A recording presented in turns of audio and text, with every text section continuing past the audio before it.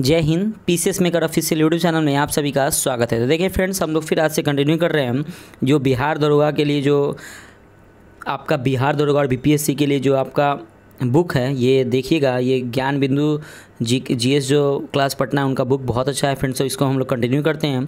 आप लोग का रिस्पांस भी अच्छा है, तो प्रैक्टिस सेट नंबर 3 करते हैं और देखते हैं क्या। और देखिए फ्रेंड्स, ये सबसे इंपॉर्टेंट है, यहाँ पे हम लोग फुल डिस्क्रिप्शन के साथ इसको कवर करेंगे, ठीक है। तो जो भी आपको एक्स्ट्रा फैक्ट बुक में दिया हुआ है उसको आप जरूर रीड कीजिएगा, क्योंकि एक बार पढ़ने से क्या होता है, नहीं क्वेश्चन सॉल्व हो जाता है, ठीक है फ्रेंड्स। तो देखिए 65 तक कंप्लीट हो चुका था। हम लोग नेक्स्ट देखते हैं 66 नंबर से, ठीक है। तो क्वेश्चन है क्या कि गर्म रेगिस्तान में तथा उनके चारों ओर पवन धूल से बनने वाली मृदा को क्या कहा जाता है। ऑप्शन नंबर डी, लोएस मृदा। और देखिए फ्रेंड्स, ये जितने भी क्वेश्चन आपके प्रीवियस ईयर क्वेश्चन है फ्रेंड्स, ठीक है। और देखिए प्रीवियस ईयर क्वेश्चन से आपके जो क्वेश्चन बन सकते हैं इससे एक्स्ट्रा फैक्ट, वो सभी फैक्ट इसमें दिया गया है फ्रेंड्स। अगर आप इसका पीडीएफ चाहिए तो नीचे दिए गए डिस्क्रिप्शन बॉक्स में टेलीग्राम का लिंक है, उससे ज्वाइन होकर आप कोई भी नोटिफिकेशन भी ले सकते हैं और पीडीएफ के लिए आप ज्वाइन हो सकते हैं। तो कोई भी नोटिफिकेशन एग्जाम ओरिएंटेड या कोई भी रिजल्ट या कुछ भी नोटिफिकेशन के रिलेटेड आप पीसीएस मेकर को ज्वाइन कर सकते हैं, तो प्लीज़ आप उसे ज्वाइन हो जाएगा, ठीक है। तो देखते हैं लोएस मृदा के बारे में। तो ये लोएस मृदा जो है मरुस्थलीय क्षेत्रों के बाहर पवन द्वारा उड़ाकर लाए गए धूल एवं मिट्टी के महीन कणों के बृहद जमाव को कहा जाता है। इससे जो मैदान बनता है उसको लोएस का मैदान कहा जाता है, ठीक है। ये उपजाऊ होती है। देखिए अब दोमट मृदा क्या होता है। दोमट मृदा से जलोढ़ मृदा भारत के उत्तरी मैदानों एवं भारत के सर्वाधिक क्षेत्रों में पाई जाने वाली मृदा है। सबसे ज़्यादा कौन, तो दोमट मृदा पाई जाती है और यह देश कुल क्षेत्रफल का लगभग 40% भाग जो है वह विस्तृत है, ठीक है। अगर हम बात करते हैं दोमट मृदा की, तो इस मिट्टी की उर्वरता अधिक होती है, इसलिए जलोढ़ मृदा वाले क्षेत्रों में गहन कृषि की जाती है। और बलुई मृदा या मरुस्थलीय मृदा का रंग लाल एवं भूरा होता है और यह रेतीला से बजरी युक्त और लवणीय होती है। इसमें जैविक पदार्थ तथा नाइट्रोजन का अभाव रहता है। इस मृदा को अच्छे तरीके से सिंचित करके कृषि योग्य बनाया जा सकता है, जैसे कि पश्चिम राजस्थान में किया जा रहा है, ठीक है। 67वां क्वेश्चन आपका कि निम्नलिखित में से कौन से कथन सही हैं। तो देखिएगा इसमें से कौन सा कथन सही उसको देखते हैं। तो देखिए यहाँ पे 326 बीसी में सिकंदर भारत पर आक्रमण किया, तो ये आपका सही है। और आम्बी यानी कि तक्षशिला का राजा ने सिकंदर और उनकी सेना का स्वागत किया था, तो ये भी सही। तो ऑप्शन नंबर सी यानी कि केवल 1 एवं 2 सही है। तो देखिए अगर हम बात करते 326 बीसी में सिकंदर ने भारत पर आक्रमण किया और तक्षशिला के तत्कालीन राजा आम्बी को उसका स्वागत किया, ठीक है। अब सिकंदर के बारे में देखते हैं। सिकंदर मखदूनिया के शासक फिलिप द्वितीय का पुत्र था। सिकंदर अरस्तु का शिष्य था। वह विश्व विजन करना चाहता था, ठीक है। और इसी विजय अभियान के क्रम में लगभग 326 बीसी में भारत पर आक्रमण किया था। भारत पर आक्रमण करने के लिए अफगानिस्तान के रास्ते काबुल होते हुए हिंदू कुश पर्वत खैबर दर्रा से होते हुए भारत आया था। तो ये लाइन इंपॉर्टेंट है, ठीक है। उसके बाद झेलम नदी के किनारे सिकंदर को पोरस का सामना करना पड़ा, जिससे सिकंदर ने पोरस को पराजित कर दिया। और सिकंदर और पोरस के युद्ध को हाइडेस्पीस का युद्ध कहते हैं। तो ये क्वेश्चन आता है क्या कि हाइडेस्पीस का युद्ध किसके के बीच में हुआ, तो सिकंदर और पोरस के बीच में हुआ। सिकंदर की सेना ब्यास नदी से आगे बढ़ने से इनकार कर दी और उसकी सेना से भयभीत होकर तक्षशिला के शासकों आम्बी ने सिकंदर के सामने आत्मसमर्पण कर दिया तथा उसने सिकंदर का स्वागत करते हुए सहयोग प्रदान करने का वचन भी दे दिया। और 323 बीसी में बेबीलोन में सिकंदर की मृत्यु हो गई। तो देखिए फ्रेंड्स, ये सिकंदर के बारे में पूरा डिटेल दिया हुआ है। तो ये देखिए, यही बस इस बुक के लिए फ़ायदा है क्या। देखिए फ्रेंड्स, आप लोग को डिस्क्रिप्शन बहुत इंपॉर्टेंट है। प्लीज़ आप पूरे यूट्यूब में डिस्क्रिप्शन नहीं बताया गया, तो प्लीज़ आप एक बार वीडियो को देखिए फ्रेंड्स, ठीक है। आपको अच्छा लगे, 1-2 बार हो सके तो उसको रिवीजन कीजिए, बहुत अच्छा वीडियो है आपके लिए, ठीक है। 68 नंबर क्वेश्चन है क्या कि India after Gandhi the history of the world's largest democracy नामक पुस्तक के रचयिता कौन है। Option B, Ramachandra Guha. तो देखते हैं क्या कि India after Gandhi the history of the world's largest democracy नामक पुस्तक के रचयिता भारतीय इतिहासकार रामचंद्र गुहा है। और डेविन ग्रॉसमैन इजराइल के लेखक है। उनको वर्ष 2017 का मैन बुक इंटरनेशनल पुरस्कार उनकी उपन्यास ए हॉर्स वाल्कस इनटू बॉय के लिए दिया गया था, ठीक है। आगे देखते हैं, अगर बात करते हैं प्रसिद्ध वैज्ञानिक और शिक्षाविद प्रोफेसर यशपाल का निधन 25 जुलाई 2017 को हुआ था और उनका जन्म 1926 को पाकिस्तान के पंजाब प्रांत में हुआ था।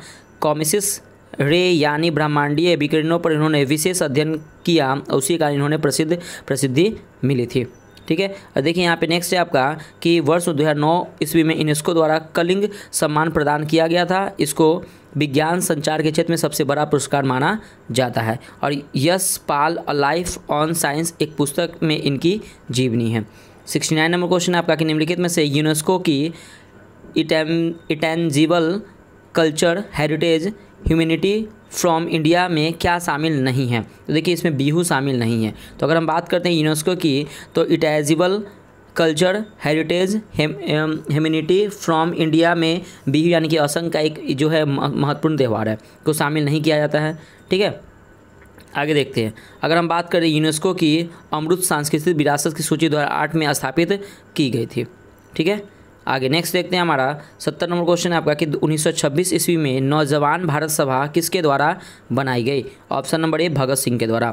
तब मार्च 1926 ईस्वी में नौजवान भारत सभा का स्थापना भगत सिंह के द्वारा किया गया था।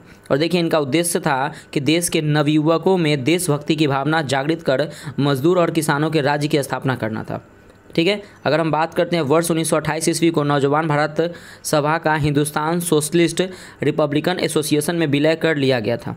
ठीक है, अगर नौजवान भारत सभा का गठन भगत सिंह, छबील दास और यशपाल आदि नवयुवकों ने पंजाब में किया था। देखते हैं वीडी सावरकर भारत के महान क्रांतिकारी, स्वतंत्रता सेनानी, समाज सुधारक, इतिहासकारक, राष्ट्रवादी नेता तथा विचारक थे। और ये नासिक के कलेक्टर जैक्सन की हत्या में शामिल थे और राजद्रोह में दोषी पाए जाने के बाद सावरकर को 50 वर्षों का सजा हुआ था। नेक्स्ट देखते हैं 71 नंबर क्वेश्चन है आपका कि संयुक्त राष्ट्र संघ ने वर्ष 2017 को किसके लिए अंतर्राष्ट्रीय वर्ष घोषित किया। तो पर्यटन का सतत विकास के लिए। ठीक है, तो देखते हैं 2017 क्वेश्चन इसको इंपॉर्टेंट है नहीं। नेक्स्ट है 72 नंबर कि किताब उल हिंद पुस्तक किसके द्वारा लिखी गई थी। बहुत important question, option B L बरूनी के द्वारा। किताब उल हिंद जो पुस्तक अल बरूनी के द्वारा लिखा गया था। और अल बरूनी खगोल विज्ञान, भूगोल और तर्कशास्त्र, औषधि विज्ञान, गणित, दर्शन, धर्म और धर्मशास्त्र का क्या था, विद्वान था। और अरबी से अंग्रेजी भाषा में इस पुस्तक का अनुवाद एडवर्ड सी सचाउ ने Al Biruni India an account of the religion नाम से किया था। ठीक है, और इस पुस्तक में जगह जगह भगवत गीता, विष्णु पुराण एवं वायु पुराण का उद्धृत किया है। ठीक है, अब देखिए अबुल फजल अकबर के 9 रत्नों में से एक रत्न थे जिन्होंने अकबरनामा एवं आईने अकबरी पुस्तक की रचना की थी। बहुत इंपॉर्टेंट है ये भी। और अकबरनामा 3 खंडों में लिखा गया जिनमें अकबर के समय का आधिकारिक इतिहास है। नेक्स्ट देखते हैं हम कि दारा शिकोह शाहजहां के सबसे बड़े पुत्र थे। मुगल परंपरा के अनुसार अपने पिता के बाद वे सिंहासन पर उत्तराधिकारी थे। औरंगजेब ने खुद को बादशाह घोषित कर दिया था और सिंहासन की लड़ाई में दारा शिकोह को हराकर जेल मतलब भेज दिया गया था। ठीक है, और इसकी पहली पुस्तक क्या था तो सिफानात उल औलिया है। और अन्य रचना सिर ए अकबर महान रहस्य था जो उपनिषदों के 50 अध्यायों का अनुवाद था। 73 नंबर क्वेश्चन है कि फरवरी 2010 में किस भारतीय रिजर्व बैंक ने अनुसूचित बैंक का दर्जा दिया था। तो ऑप्शन ए इक्विटास लघु वित्त बैंक। तो ठीक है, ये करंट अफेयर देखिएगा। नेक्स्ट है 74 नंबर कि धारणीय विकास की संकल्पना किससे संबंधित है। ऑप्शन डी अंतरपीढ़ीय साम्य से। तो धारणीय विकास की संकल्पना अंतरपीढ़ीय साम्य की अवधारणा पर आधारित है। अगला आपका 75 नंबर के निम्नलिखित में सुमेलित कीजिए, ये आश्रम है और ये आयु है। तो देखिए अगर हम बात करते हैं कि ब्रह्मचारी के तो जन्म के से 25 वर्ष तक क्या होना चाहिए, ब्रह्मचार्य होना चाहिए। और गृहस्थ क्या होता है 25 से 50 वर्ष तक। वानप्रस्थ हो जाए 50 से 75 वर्ष और संन्यास 75 से 100 वर्ष। तो ऑप्शन नंबर डी आपका सही हो जाएगा। देखिए नेक्स्ट है आपका 76 नंबर क्वेश्चन है आपका कि निम्नलिखित में से किन्हें ऊर्जा संग्रह के लिए इस्तेमाल किया जा सकता है। ऑप्शन नंबर देखिए क्या हो जाएगा तो संपीड़ित वायु के बैटरी को। ठीक है ना, तो ऑप्शन नंबर हो जाएगा आपका डी, यानी कि ए बी सी और डी। स्प्रिंग को और संधारित को, ये सभी को किया जाता है ऊर्जा संग्रहण के इस्तेमाल के लिए। तो देखिए अगर ऊर्जा संग्रहण की बात करें तो संपीड़ित वायु, स्प्रिंग बैटरी एवं संधारित का इस्तेमाल किया जा सकता है। और संपीड़ित वायु में दबाव ऊर्जा के रूप में एक बड़ी संभावित ऊर्जा होती है और इसका उपयोग बिजली के उपकरणों में होता है, जैसे में कि एयर हैमर, ड्रिल, वॉच हो गया। ठीक है। अगर हम बात करें स्प्रिंग, तो ये देखिए स्प्रिंग एक ऐसा उपकरण है जिसे लचीलेदार या लचीला बनाया जाता है। इसका मुख्य कार्य है कि लोड की प्रक्रिया के तहत विक्षेपण करना और लोड को हटाने पर यह अपने मूल आकार को पुनः प्राप्त कर लेता है। इसका उपयोग ऊर्जा भंडारण के लिए तथा अटकों को झेलने में किया जाता है। आगे देखिएगा 77 नंबर है क्या, ब्लू पिच कंपनी क्या है। तो ये क्या है, तो ब्लू पिच कंपनी आर्थिक रूप से बहुत मजबूत होती है। तो ऑप्शन नंबर बी आपका सही हो जाएगा। तो देखिए अगर हम बात करते हैं ब्लू पिच कंपनी आर्थिक रूप से बहुत मजबूत होती है। ब्लू पिच कंपनी ऐसी कंपनियों कहा जाता है जिसका शेयर मार्केट में लगातार मजबूत प्रदर्शन का रिकॉर्ड रहा है और इसके शेयर में ज़्यादा गिरावट नहीं होती है। नेक्स्ट है आपका 78 नंबर कि राजस्व में रैयतवाड़ी प्रयोग का प्रारंभ किसके द्वारा किया गया। Option number B Alexander Reid के द्वारा। तो देखिए भारत में रैयतवाड़ी प्रथा की शुरुआत सर थॉमस मुनरो और अलेक्जेंडर रीड के द्वारा किया गया, इंपॉर्टेंट है। और यह व्यवस्था ब्रिटिश भारत में सर्वाधिक क्षेत्र पर लगभग 51% भूभाग पर लागू हुई। 1792 ईस्वी में मद्रास के बारामहल जिले में पहली बार कर्नल रीड ने रैयतवाड़ी व्यवस्था लागू किया था। तो ये भी इंपॉर्टेंट है, ठीक है। अगर हम बात करते हैं 1820 से 1827 ईस्वी में जब मुनरो मद्रास का गवर्नर बना तब उसने रैयतवाड़ी व्यवस्था को पूरे मद्रास प्रेसिडेंसी में लागू किया था, ठीक है। और इस व्यवस्था में प्रत्येक जमीन धारक को भूस्वामी मानकर उसके साथ लगान देने की शर्तें तय की गई थी। बम्बई प्रेसिडेंसी में रैयतवाड़ी व्यवस्था वर्ष 1885 ईस्वी में लागू किया गया था और यह व्यवस्था 1858 ईस्वी तक संपूर्ण दक्कन और अन्य क्षेत्रों में लागू कर दी गई है, ठीक है। अगर हम बात करते हैं रैयतवाड़ी व्यवस्था का मुख्य लाभ यह था कि सरकार तथा किसानों के बीच सीधा संपर्क स्थापित किया था। और महलवाड़ी व्यवस्था का प्रस्ताव सर्वप्रथम 1819 ईस्वी में हॉल्ट मैकेंजी ने किया था। ये देखिए 68 बीपीएससी में क्वेश्चन पूछे हुए था कि महलवाड़ी व्यवस्था का प्रस्ताव सर्वप्रथम 1819 में किसने किया था, तो हॉल्ट मैकेंजी ने किया था। अगर हम बात करते हैं इस व्यवस्था, तो महलवाड़ी व्यवस्था में लगान के निर्धारण हेतु गाँव या गाँव के समूह को इकाई माना गया था, ठीक है। और देखिए अगर हम बात करते हैं क्या कि इस व्यवस्था मार्टिन वर्ड को उत्तर भारत में भू व्यवस्था का जनक कहा गया है और महलवाड़ी व्यवस्था आगरा, अवध, मध्य प्रांत तथा पंजाब के कुछ भागों में लागू किया गया था। अस्थायी बंदोबस्त 1793 ईस्वी में लॉर्ड कॉर्नवालिस ने जॉन सोर एवं चार्ल्स जेम्स ग्रांट के विचार पर आधारित भू राजस्व की एक नई व्यवस्था बंगाल में लागू किया गया था, ठीक है। तो ये भी आप लोग याद रखिएगा। आगे देखिए 79 नंबर है क्या कि निम्नलिखित में से कौन सी आग्नेय चट्टान नहीं है। Option number D shale. तो सेल आग्नेय चट्टान नहीं है, क्ले या सेल अवसादी चट्टान का उदाहरण है, याद रखिएगा, ठीक है। अगर हम बात करें चट्टान, तो चट्टान के निर्माण विधि के अनुसार 3 भागों में विभक्त किया गया है। तो आग्नेय चट्टान, अवसादी चट्टान एवं रूपांतरित चट्टान, तीनों बहुत इंपॉर्टेंट है। अगर बात करें आग्नेय चट्टान का निर्माण ज्वालामुखी उद्गार से निकलने वाला लावा के जमने से होता है। इसमें जीवाश्म नहीं पाए जाते हैं।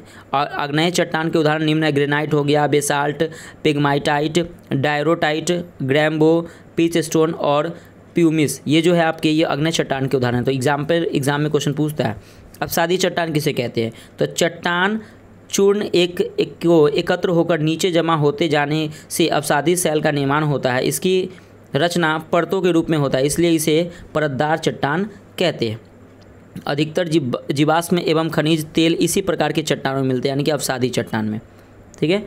अगर संपूर्ण भूपृष्ठ के लगभग 75% भाग पर अवसादी सेलों का विस्तार है, जबकि क्रस्ट के निर्माण में इसका योगदान 5% है। अगर हम बात करते हैं अवसादी चट्टान का उदाहरण, तो ये वालुका पत्थर, बलुआ पत्थर हो गया, चूना पत्थर हो गया, चिकनी मिट्टी, जिप्सम, डोलोमाइट, ये क्या है, तो अवसादी चट्टान का उदाहरण है।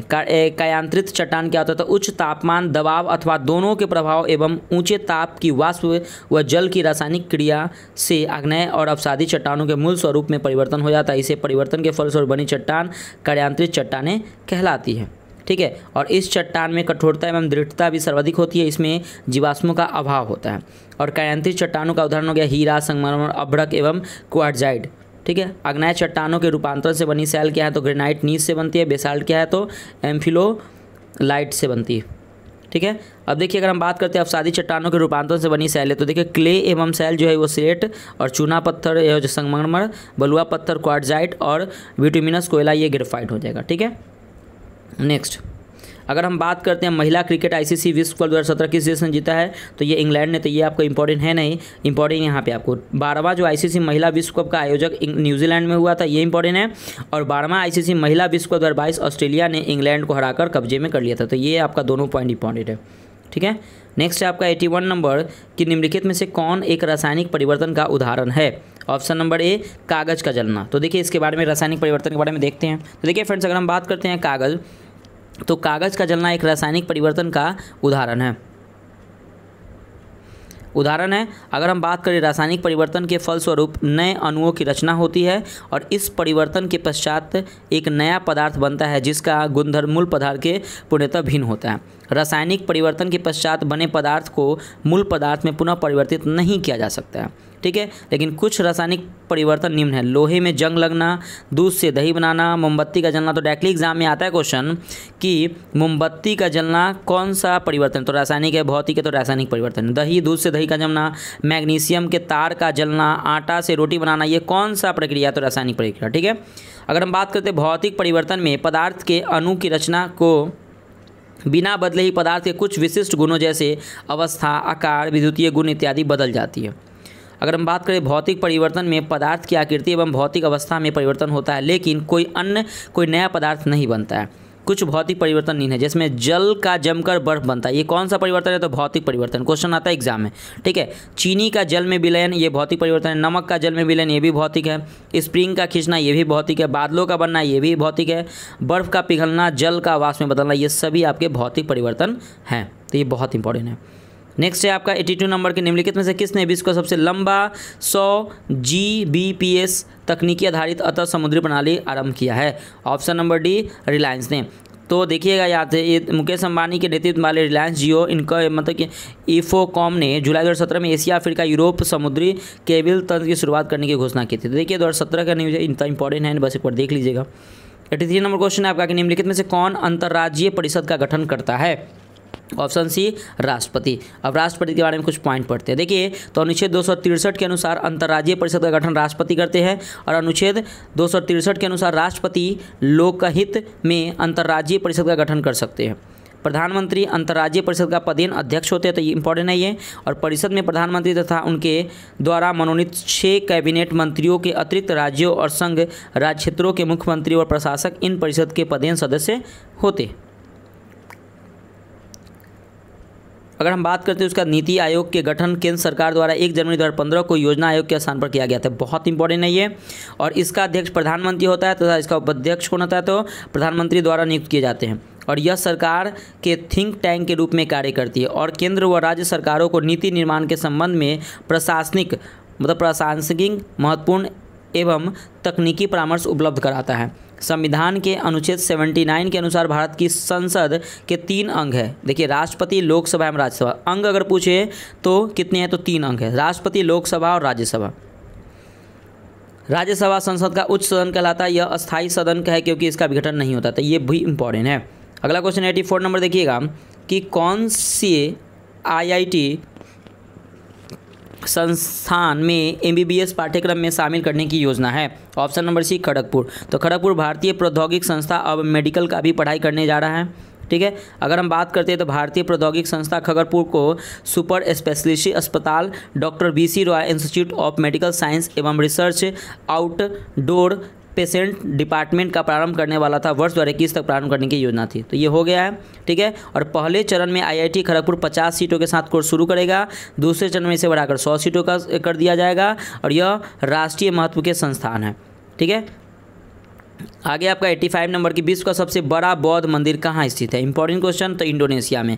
तो विश्व का सबसे बड़ा बौद्ध मंदिर बोरोबुदुर विहार इंडोनेशिया के मध्यवर्ती जावा प्रांत के मंगेलोंग नगर में स्थित है और यह महायान बौद्ध विहार है और यह 6 वर्गाकार चबूतरों से बना हुआ है जिसमें 3 की ऊपरी भाग क्या है, तो वृत्ताकार है। ठीक है, इसका निर्माण 750 से 854 ईस्वी के बीच में शैलेंद्र राजवंश के एक शासक ने करवाया था, ये भी इंपॉर्टेंट है। और अंकोर वाट कंबोडिया हुए दुनिया का सबसे बड़ा धार्मिक स्मारक है और यह जो आपका है जो रवंबर साम्राज्य में भगवान विष्णु के हिंदू मंदिर बना था और वर्तमान में संसार का सबसे बड़ा हिंदू मंदिर है। अगला है आपका 86 नंबर के हड़प्पा स्थल किस नदी तट पर स्थित है। Right answer option number D, याद रखिएगा रावी। तो अब हड़प्पा के बारे में कुछ पढ़ लेते हैं, ठीक है। तो देखिए हड़प्पा स्थल पंजाब प्रांत यानी कि पाकिस्तान में रावी नदी के तट पर स्थित है।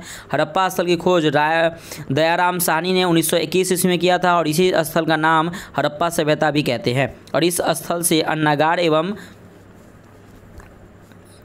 बैलगाड़ी आदि प्राप्त होते हैं, ठीक है। सभ्यता के 6 नगरों में से एक नगर हड़प्पा भी था और सिंधु सभ्यता को आद्य ऐतिहासिक एवं कांस्य युगीन सभ्यता भी कहा। तो ये क्वेश्चन इंपॉर्टेंट आता है एग्जाम में। और हड़प्पा जो शहर का अधिकांश भाग की खोज रेलवे लाइन निर्माण के कारण हो गया था, मतलब रेलवे लाइन निर्माण के कारण हड़प्पा से खोज हुआ था, ठीक है। अगर सरस्वती नदी, तो सिंधु घाटी सभ्यता में अनेक बस्तियाँ सरस्वती नदी के किनारे बसे होने का प्रमाण मिला है, ठीक है। सिंधु घाटी सभ्यता में काफ़ी स्थल सिंधु नदी किनारे स्थित है, इसमें मोहनजोदड़ो हो गया, आमड़ी हो गया, सुतकांगडोर हो गया, चनहुद्रो, ये सब है, ठीक है। नेक्स्ट है देखते हैं 87 नंबर क्वेश्चन कि KNO2 रासायनिक सूत्र है किसका है। तो ये है आपका पोटेशियम नाइट्रेट का। तो पोटेशियम नाइट्रेट का रासायनिक सूत्र होता है KNO2 और सिल्वर नाइट्रेट लूनर कास्टिक का रासायनिक AgNO3 होता है, ठीक है। और यह एक अकार्बनिक रासायनिक यौगिक है जिसको एंटीसेप्टिक गुणों के कारण जाना जाता है और इसका उपयोग घाव और जलन में ठीक होता है इसका, ठीक है। और अगर बात करें तो पोटेशियम नाइट्रेट का रासायनिक सूत्र KNO3 होता है और इसका उपयोग आतिशबाजी के सामान मतलब बनाने में किया जाता है, बम। और सिल्वर क्लोराइड जो होता है AgCl होता है इसका फॉर्मूला, याद रखिएगा। और इसका उपयोग फोटोक्रोमेटिक कांच बनाने में किया जाता है और यह एक रासायनिक यौगिक है। और सिल्वर आयोडाइड इसका उपयोग कृत्रिम वर्षा कराने में किया जाता है, ये भी इंपॉर्टेंट है।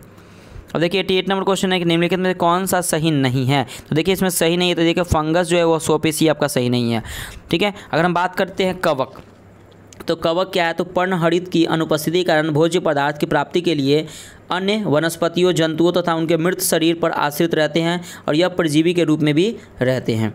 अगर हम बात करते हैं परजीवी, तो परजीवी पादप अपना भोजन के लिए पूर्ण या आंशिक रूप से अन्य पादपों पर आश्रित रहते हैं जिन्हें परजीवी कहते हैं, ठीक है। अगर हम बात करते हैं कि इसके अंतर्गत दूसरे जीवों को आधार बनाकर जीवित रहने वाले पौधे एवं प्राणी आते हैं।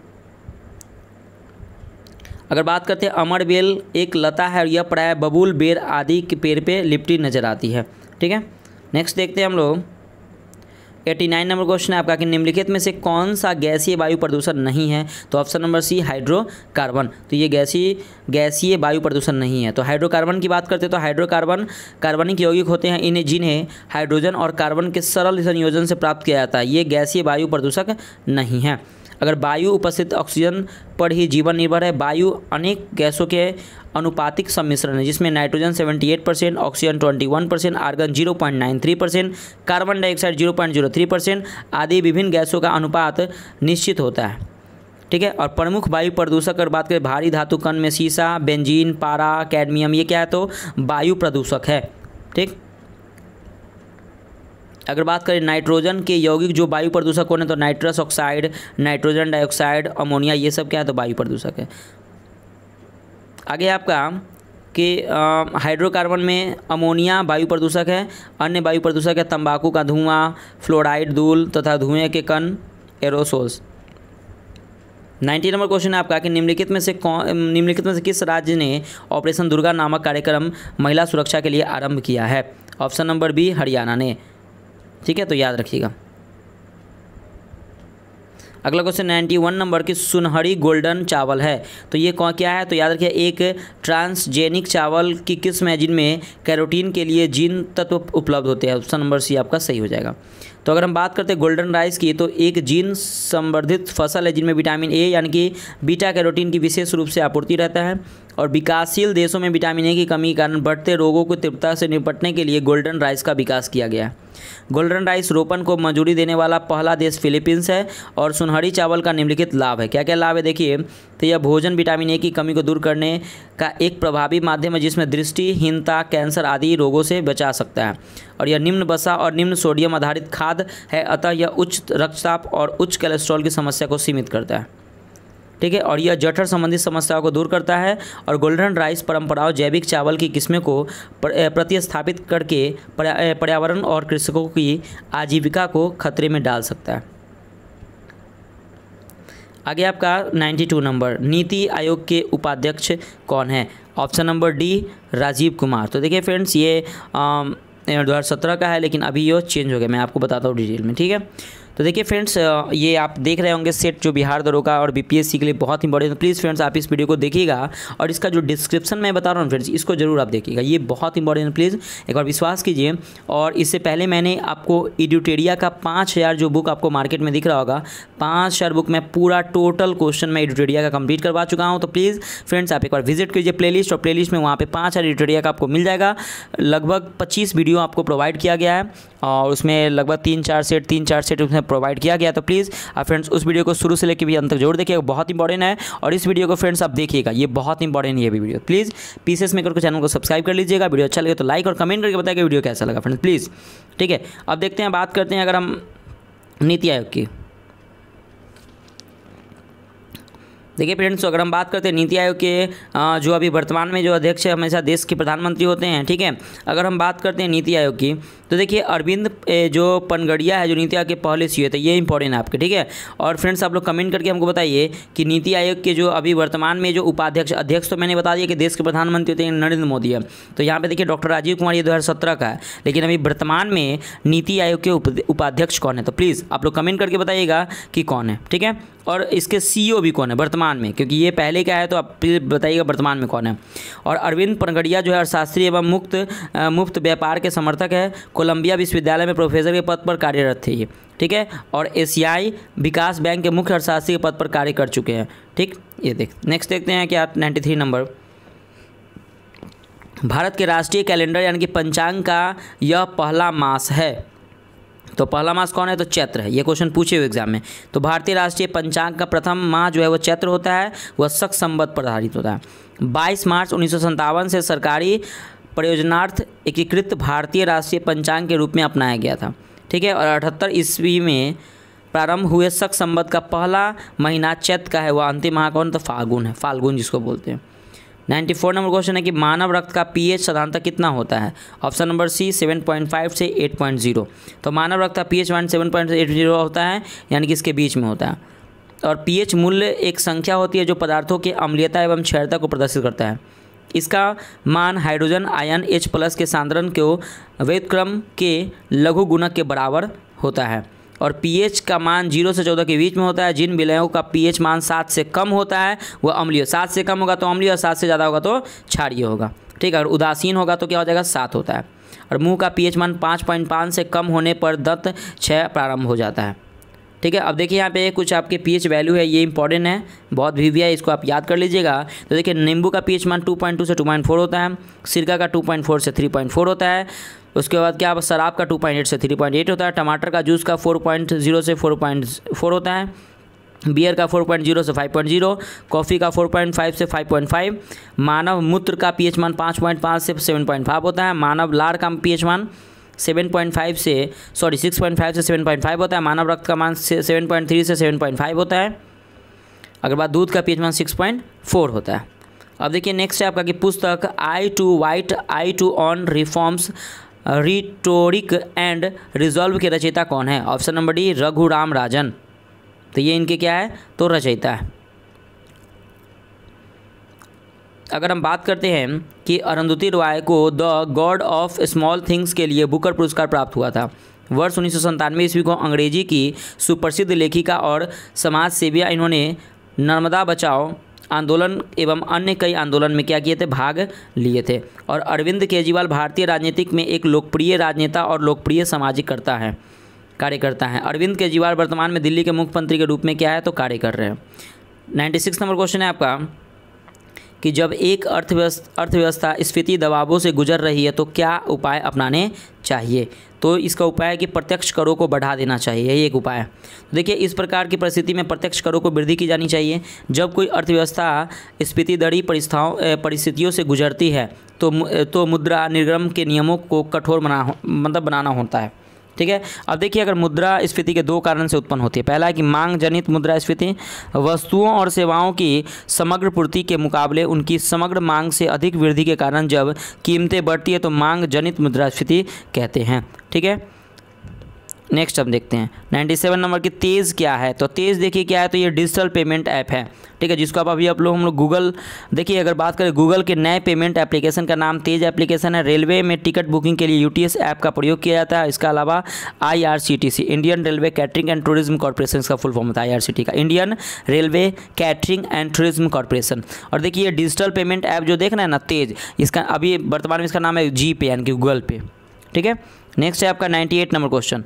98 नंबर क्वेश्चन है कि निम्नलिखित में से कौन चंगेज़ खां का समकालीन था। ऑप्शन नंबर ए सुल्तान शमसुद्दीन इल्तुतमिश। तो चंगेज़ खां दिल्ली का सुल्तान शमसुद्दीन इल्तुतमिश का क्या था, तो समकालीन था। और चंगेज़ खां एक मंगोल नेता था और वह निर्दयी, बेहद अनुशासित, शक्तिशाली, चतुर मंगोल शासक था। चंगेज़ खां से बचने के लिए ख्वारिज़म ने के सम्राट जलालुद्दीन को इल्तुतमिश ने अपने यहाँ शरण नहीं दी थी। और इल्तुतमिश सरकी वंश का था और यह इलवड़ी तुर्क था। इसका शासनकाल 1211 ईस्वी से 1236 ईस्वी से था। इसने अपनी राजधानी लाहौर से दिल्ली स्थानांतरित की थी, ठीक है। और इसी के समय क्या हुआ था, भारत पर मंगोल आक्रमण हुआ था। और अलाउद्दीन खिलजी 1296 से 1326 ईस्वी तक खिलजी वंश का प्रमुख शासक था और इसके द्वारा उत्तर भारत के राज्यों को जीतकर दिल्ली सल्तनत में शामिल किया गया था। और यह शासक बाजार नियंत्रण व्यवस्था के कारण भी जाना जाता है। इसने कुतुब मीनार के निकट अलाई दरवाज़ा का निर्माण करवाया था। सुल्तान मोहम्मद बिन तुगलक 1325 से 1351 ईस्वी में तुगलक वंश का एक प्रमुख शासक था तथा उसने उल्गू खां की उपाधि धारण की थी। किसने, तो सुल्तान मोहम्मद बिन तुगलक ने। तुगलक के शासनकाल 1313 ईस्वी से मोरक्को की यात्री इब्न बतूता भारत आया था और जिसे दिल्ली के काजी नियुक्त किया गया था। और उसने कृषि की उन्नति के लिए अमीर एक को ही नियुक्त किया था। सिकंदर लोदी की बात करें तो लोदी वंश का संस्थापक था। इसने आगरा नामक नवीन नगर 1504 ईस्वी में बसाया एवं 1506 ईस्वी में आगरा को अपनी राजधानी बनाया था। और उसने भूमि के नाप के लिए एक पैमाना गज ए सिकंदरी आरंभ करवाया था। ये जितना भी आपको मेडावल हिस्ट्री से मैंने क्वेश्चन बताया ये सभी इंपॉर्टेंट है, ठीक है। 99 नंबर क्वेश्चन है क्या कि NAFTA के सदस्य है। ऑप्शन नंबर ए हो जाएगा यानी कि north American free trade agreement, ठीक है। तो देखिएगा USA, कनाडा और मोरिस्को, ठीक है। तो ये क्या है पे, तो ऑप्शन नंबर ए यानी कि USA, कनाडा और ये क्या है मैक्सिको, ये जो है ये NAFTA के सदस्य है। अगर हम बात करते हैं क्या कि देखिए अगर इसमें संयुक्त राज्य अमेरिका हो गया, कनाडा और मैक्सिको इसमें शामिल है। इसे अमेरिका मैक्सिको कनाडा समझौते के रूप में भी जाना जाता है। और यह समझौता 1 जनवरी 1994 से लागू हुआ था। इसलिए नाफ्टा ने तीनों देशों के बीच मुक्त व्यापार और निवेश के लिए अधिकतर टैरिफी और गैर टैरिफी बाधाओं को व्यवस्थित रूप से हटा दिया गया था, ठीक है। और देखते हैं इस सेट का हमारा लास्ट क्वेश्चन और आज का हमारा लास्ट क्वेश्चन है कि सर्वोच्च न्यायालय ने निजता के आविष्कार को संविधान के किस मूलभूत अधिकार के अधीन रखा है। ऑप्शन नंबर डी अनुच्छेद 21। तो देखिए विभिन्न विवादों एवं निर्णयों में सर्वोच्च न्यायालय के अनुच्छेद 21 में निजता का अधिकार अंतर्निहित है। अनुच्छेद 21 प्राण एवं दैहिक स्वतंत्रता का संरक्षण का अधिकार है, ठीक है। अगर बात करें अनुच्छेद 21 के तहत प्रदत्त प्राण एवं दैहिक स्वतंत्रता के अर्थ के विस्तार में मेनका गांधी बनाम भारत संघ बाद 1978 में अनुच्छेद 21 में प्रयुक्त दैहिक स्वतंत्रता में से समस्त आवश्यक तत्व शामिल है जो व्यक्ति के जीवन को गरिमापूर्ण बनाने में सक्षम है, ठीक है। अगर हम बात करें अनुच्छेद 19 में अंतर्निहित अधिकार स्वतंत्रता अधिकार है। अनुच्छेद 14 में क्या है तो विधि के समक्ष समानता का अधिकार। अनुच्छेद 20 में क्या है तो अपराधों के लिए दोष सिद्धि के संबंध में संरक्षण, ठीक है फ्रेंड्स। तो देखिए यहाँ पे आपका जो ये सेट था वो कंप्लीट होता है। देखिए टोटल 100 क्वेश्चन यहाँ पे कंप्लीट होता है फ्रेंड्स। प्लीज़ अब आप इस वीडियो को शुरू से लेकर अंत तक जरूर देखिएगा। वीडियो अच्छा लगे तो लाइक जरूर कीजिएगा, कमेंट करके बताइएगा फ्रेंड्स वीडियो, क्योंकि देखिए फ्रेंड्स इस वीडियो बनाने में मेहनत लग रहा है, क्योंकि देखिए इसमें पूरा डिस्क्रिप्शन बताना है, क्योंकि आप बहुत सारे यूट्यूब पर वीडियो मिलेंगे बस उसका क्वेश्चन आंसर बता के आगे बढ़ जाएंगे। लेकिन फ्रेंड्स मैं आपको डिस्क्रिप्शन पढ़ के सुना देता हूँ ताकि आप लोगों को थोड़ा सा माइंड में जो अगर कुछ सुनने से ना फ्रेंड्स बहुत ज़्यादा याद होता है। प्लीज़ आप वीडियो को शुरू से लेकर अंत तक जरूर देखिएगा। एडुटेरिया का भी जो 5000 का जो बुक है मैं कंप्लीट करवा चुका हूँ, तो प्लीज़ आप उसे भी फ्रेंड्स जरूर देखिएगा, ठीक है। मिलते हैं नेक्स्ट वीडियो में। बाय बाय, जय हिंद दोस्तों।